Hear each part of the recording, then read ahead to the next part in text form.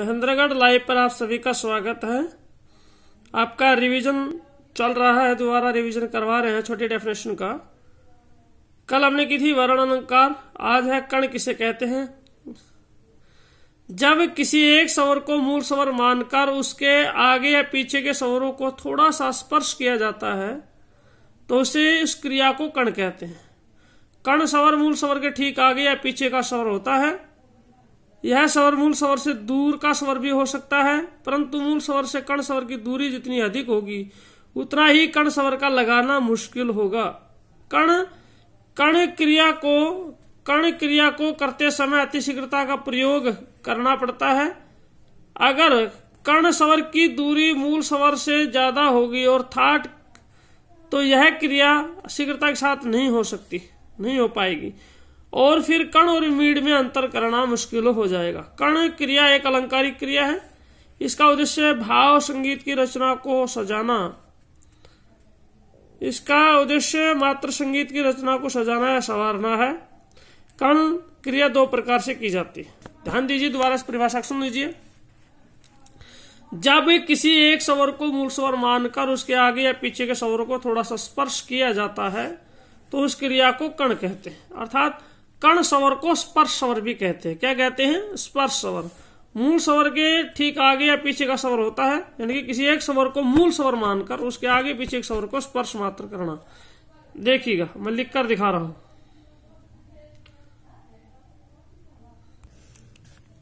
कण, देखिए कण में कण स्वर को स्पर्श स्वर भी कहते हैं। दूसरा इसका जो नाम है वो है स्पर्श स्वर। कण स्वर की परिभाषा दोबारा फिर ध्यान से सुनेंगे। किसी एक स्वर को मूल स्वर मानकर उसके आगे या पीछे के स्वरों को स्पर्श मात्र करना, छूना ही कण कहलाता है। फॉर एग्जाम्पल देख लीजिए। एग्जाम्पल देखिए कण का एग्जाम्पल है। मूल स्वर मान लीजिए हमने धा को माना, धा के बाद आता है नी और धा से पहले आता है पा।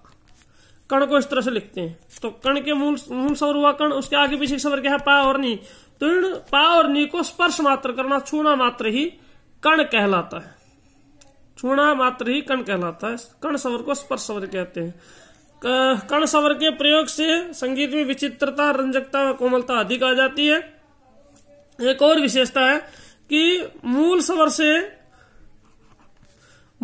कण स्वर की दूरी जितनी अधिक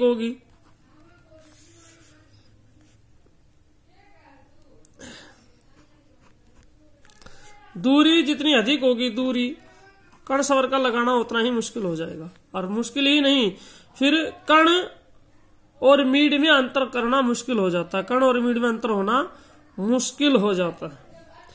मूल स्वर के कण स्वर जितने नजदीक हों उतना ही कण का लगाना भी आसान होगा और कण को अच्छे से एक्सप्लेन भी किया जा सकता है। कण के दो भाग होते हैं। पहला होता है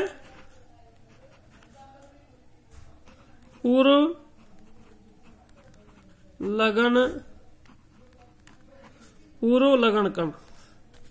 लगन कण।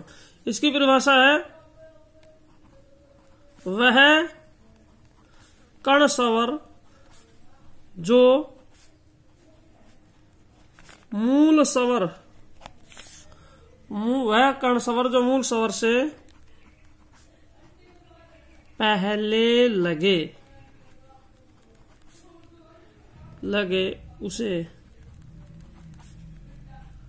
उसे पूर्व लगन कण कहते हैं। ठीक है जी। वह कण स्वर जो मूल स्वर से पहले लगे उसे पूर्व लगन कण कहते हैं। पूर्व लगन कण कहते हैं। एग्जाम्पल इसका, आप कोई भी स्वर ले लीजिए। जैसे आपने स्वर ले लिया माँ, तो आपको सरगम याद है, सा रे गा मा, सा रे गा। तो इससे पहले क्या आया? गा। तो ये माँ का पूर्व लगन कण हो गया गा। ऊपर की तरफ लिखा जाए। कण लिखने का तरीका क्या है? मूल स्वर के लेफ्ट एंड राइट में ऊपर की तरफ स्वरों को दर्शाया जाता, लिखा जाता है। दूसरा जो पार्ट है कण का वो है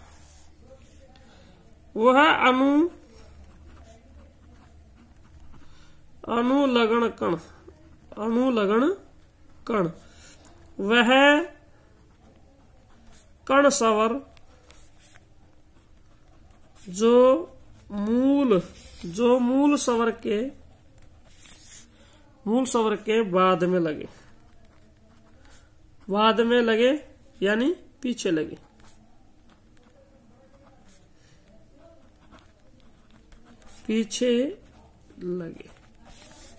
उसे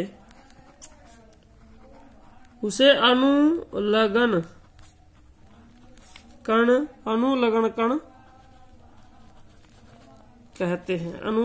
कहते हैं। जैसे एग्जाम्पल इसका, मूल स्वर आप किसी को भी मान सकते हो। मान लीजिए माँ को ही हमने मूल स्वर माना, तो सा रे गा मा पा, उसके बाद क्या आता है पा। पा को इस तरह से ऊपर की तरफ लिखेंगे। ये आपके हो गए अनुलगन कण और पूर्व लगन कण। ये कण की परिभाषा आपकी रही। इसके एग्जाम्पल हमने किए।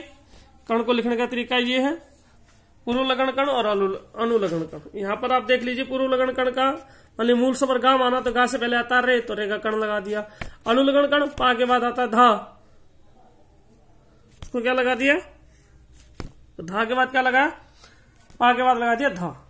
तो पा का धा जो है अनुलगन कण होगा। एक और विशेष लाइन जो मैंने आपको बार बार बताई है, मैं आपकी बार फिर अनाउंस कर रहा हूं, लिख लीजिए। 4 लाइनें हैं।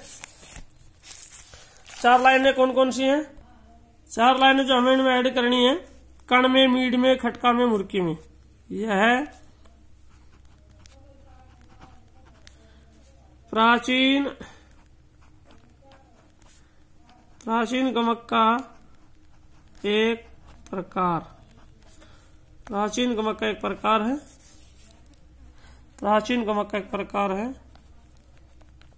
इसे अब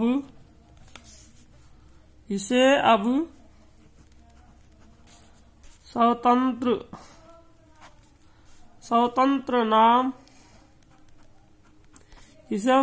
नाम दे दिया गया है।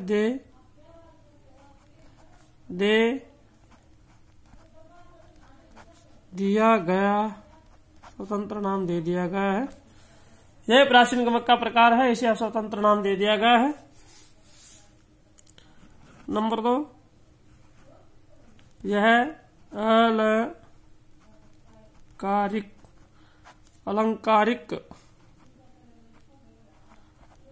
अलंकारिक परिभाषा है। यह एक अलंकारिक परिभाषा है। संगीत को सजाने व संवारने के लिए इसका प्रयोग किया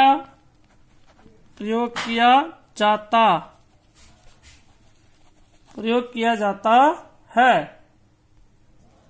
दोबारा सुन लीजिएगा। यह प्राचीन गमक का एक प्रकार है, इसे अब स्वतंत्र नाम दे दिया गया है। यह एक अलंकारिक परिभाषा है। अलंकारिक परिभाषा है। संगीत को सजाने व संवारने के लिए इसका प्रयोग किया जाता है।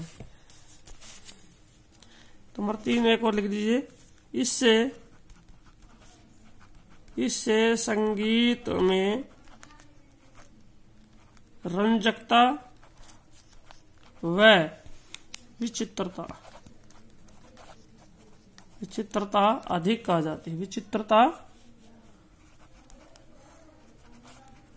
अधिक आ जाती है।